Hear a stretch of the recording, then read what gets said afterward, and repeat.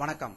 அன்பார்ந்த இணையதள நேயர்களை மீண்டும் www.qcrc.in என்ற இணையதளத்திற்காக நியூஸ் செய்தியிருக்கையில் உங்களை சந்திப்பதில் பெருமகிழ்ச்சி அடைகிறோம். இன்று 20 மே 2009க்கான முக்கிய செய்திகளை தற்போது பார்க்கலாம். டெல்லியில் காங்கிரஸ் தலைவர் சோனியா காந்தி தலைமையில் ஐக்கிய முற்போக்கு கூட்டணி தலைவர்கள் கூட்டம் இன்று நடந்ததாகும். இதில் பிரதமர் மன்மோகன் சிங், தமிழக முதல்வர் கருணாநிதி அவர்கள், விடுதலை சிறுத்தை கட்சி தலைவர் தொல் திருமாவளவன் அவர்கள், திரிணாமுல் காங்கிரஸ் தலைவர் திரு மம்தா பானர்ஜி அவர்கள், திரு சரத் பவார் ஆகியோர் கலந்து கொண்டதாக டெல்லியில் இருந்து தகவல்கள் வெளியாகிக் கொண்டிருக்கிறது. பாரத பிரதமர் திரு மன்மோகன் சிங் அவர்களுக்கு மெஜாரிட்டியாக பகுஜன் சமாஜ் கட்சி, சமாஜ்வாடி கட்சி ஆகியவை ஒத்துழைப்போடு 316 எம்பிக்களின் ஆதரவு கிடைத்துள்ளதால் அவர் அறுதி பெரும்பான்மையுடன் ஆட்சி அமைக்க இருப்பதாக தகவல்கள் டெல்லியிலிருந்து வெளியாகிக் கொண்டிருக்கிறது.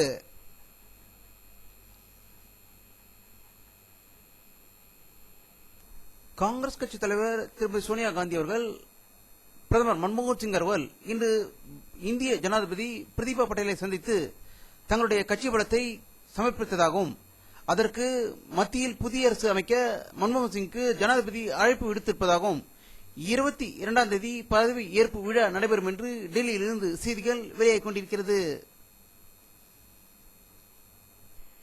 சிக்கிம் மாநிலத்தின் 4வது தடவையாக முதலமைச்சராக பதவி ஏற்றுக்கொண்டார் பவன்குமார் அவர்கள்.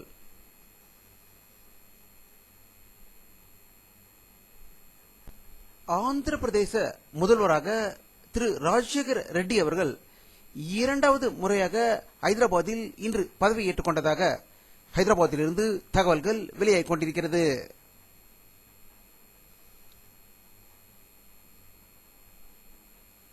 கர்நாடக மாநிலத்தில் மாட்டு வண்டியில் சென்ற ஒரு குடும்பத்தினர் வண்டி ஒரு குளத்திற்குள் விழுந்ததில் 18 பேர் உயிர் இழந்ததாக ஒரு அதிர்ச்சி தகவல் கர்நாடகாவிலிருந்து வந்து கொண்டிருக்கிறது.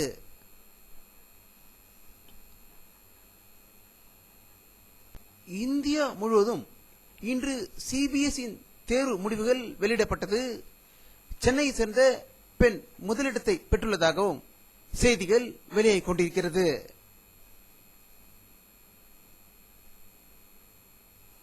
பாகிஸ்தானில் தற்போது நடந்து வரும் குழப்பமான சூழ்நிலைக்கு அமெரிக்காதான் காரணம் என்று அமெரிக்க வெளியுறவு அமைச்சர் திருமதி ஹிலரி கிளின்டன் செய்தி வெளியிட்டுள்ளதாக வாஷிங்டனில் இருந்து செய்திகள் வெளியாகிக் கொண்டிருக்கிறது.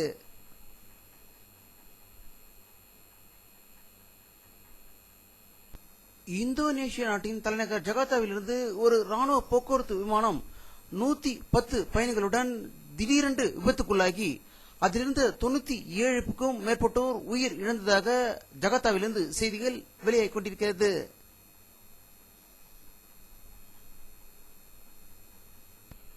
ஈரான் அரசு வெளியிட்டுள்ள ஒரு செய்தி அறிக்கையில் அணு ஆயுதங்கள் தாங்கி தாக்கக்கூடிய ஏவுகணையை வெற்றிகரமாக செயல்படுத்தி இருப்பதாக செய்தி வெளியிட்டிருக்கிறது.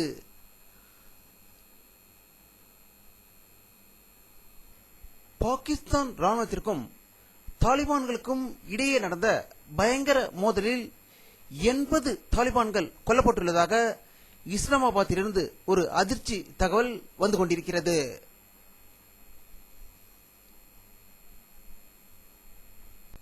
வானிலை அறிக்கை 20 மே 2009 பிற்பகல் 2 மணி எடுக்கப்பட்ட சேட்டலைட் புகைப்படத்தை தற்போது பார்த்துக் கொண்டிருக்கிறீர்கள்.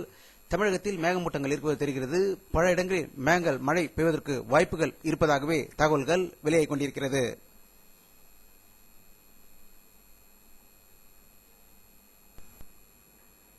இத்துடன் இந்த செய்தி அறிக்கை நிறைவடைகிறது. மீண்டும் நியூஸ் செய்தி அறிக்கையில் உங்களை சந்திக்கும் வரை உங்களிடமிருந்து விடைபெறுவது உங்கள் கே பாலாஜி. நன்றி.